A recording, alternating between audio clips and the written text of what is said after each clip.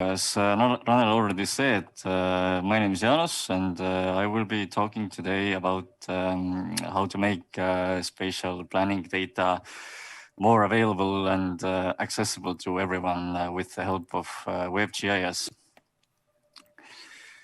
What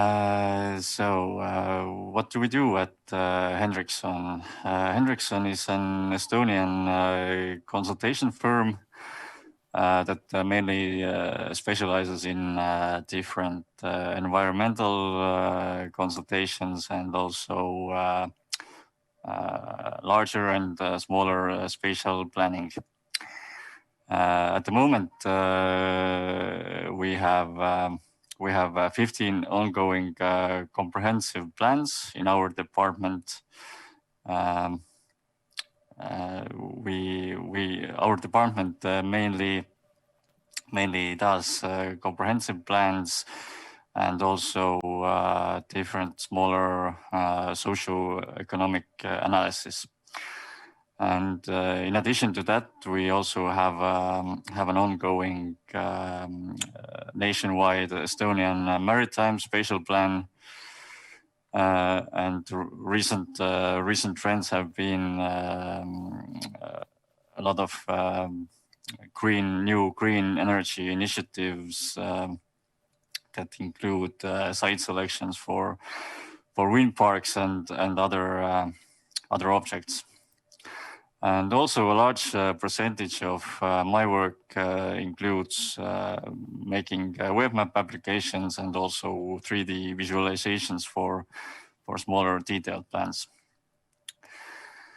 So today's presentation will be quite example heavy, but first a little bit about the background and the trends that recently are making WebGIS more and more important. So in 2017 in Estonia, we had administrative reform which made the area of an average local municipality increase by 169%. And also before that, we already had these large and very information-rich planning maps that were often difficult to understand and read for the average local resident, and also a lot of problems with printouts that were resembling wallpapers oftentimes. So our solution to this is making this planning data public and easier to understand with the help of web maps that are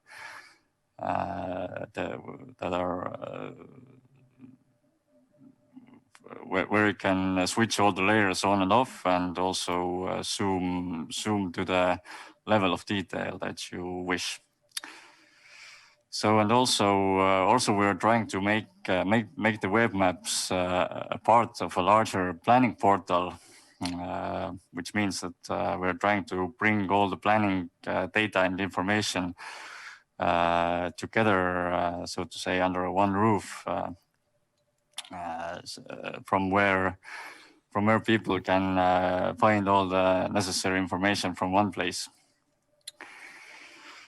So let's get to the examples. This first one that you see here is a classic example of a planning portal, and you are seeing a landing page for the municipality of Tartu in Estonia. And the landing page directs users to different sections of the plan. For example, different materials involving PDF documents, information about events and the process. And of course, the main part of the portal is the web map. In the web map, we are trying to integrate as much as possible the information from the planning documents with the interactive spatial data. In the left panel here, you see first an overview about the plan.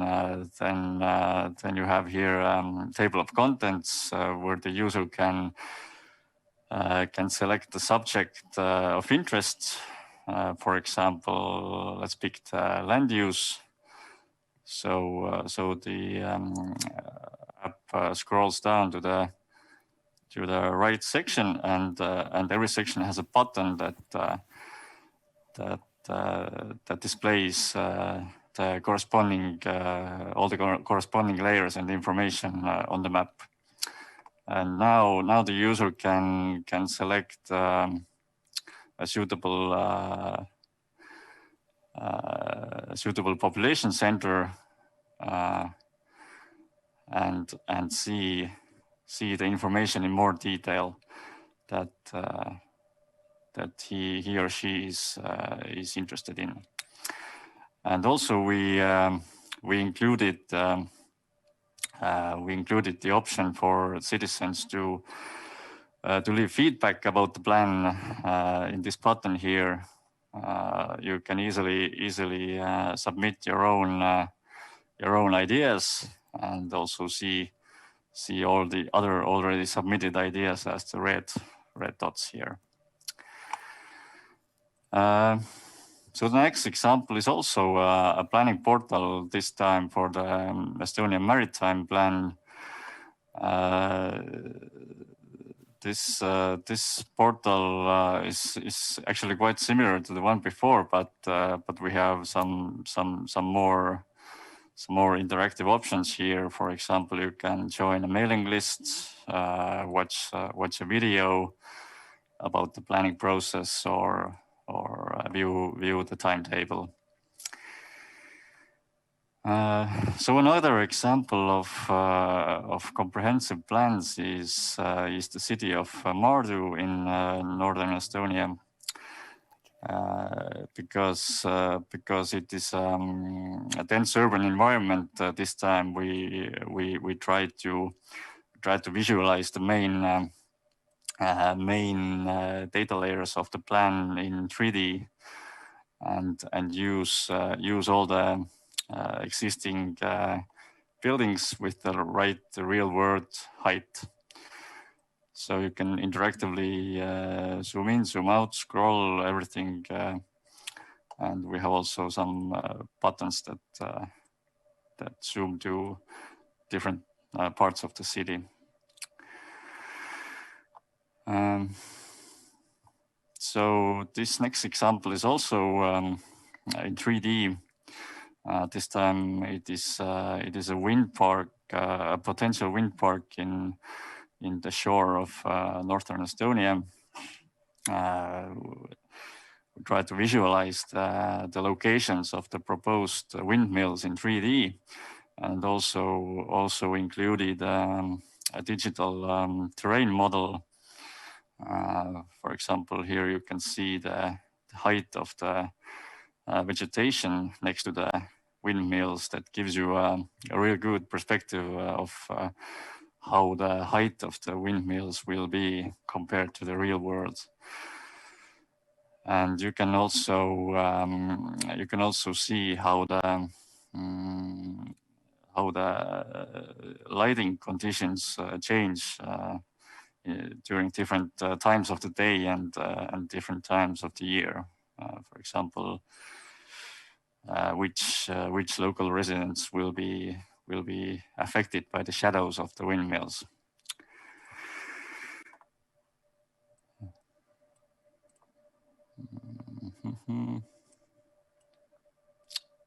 It's a little bit in the way here. So this next example is a site selection of a larger industrial object. We included in the web map different layers that are that do not allow the construction of this site. You can see a buffer from residential buildings colored in red here. Also some nature protection sites. And because the object has a required area, we made an interactive polygon here that users can change the shape of. And as you can see, when changing the shape, the area also changes in real time. So you can drag it around, change the shape, and select a suitable position for the site.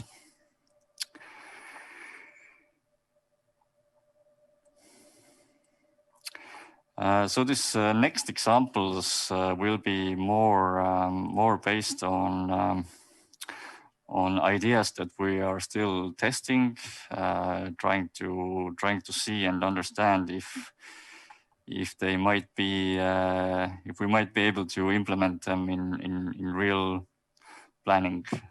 For example, this one here has a search bar that you can type in an address, and in the background the app is geolocating this address point, putting it on the map, and also querying here all the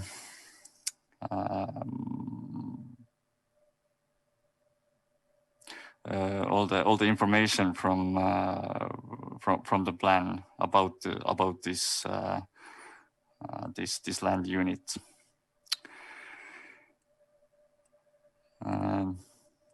So this next example is a 3D scene that is based on a detailed plan in Tartu. The red area is the border of the planning area. And all the existing buildings surrounding the planning area. So now the users can interactively draw some buildings here to see how the proposed buildings will look in 3D compared to all the existing information. You can also change the building height. For example, let's try a taller building.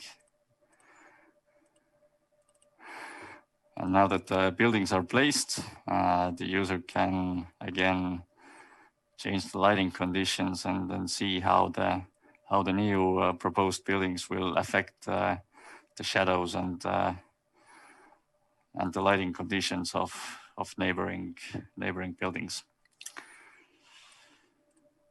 And the last example is a proposed tool that could be used in a larger planning map of a local municipality. So the local officials might want to see on the same planning map how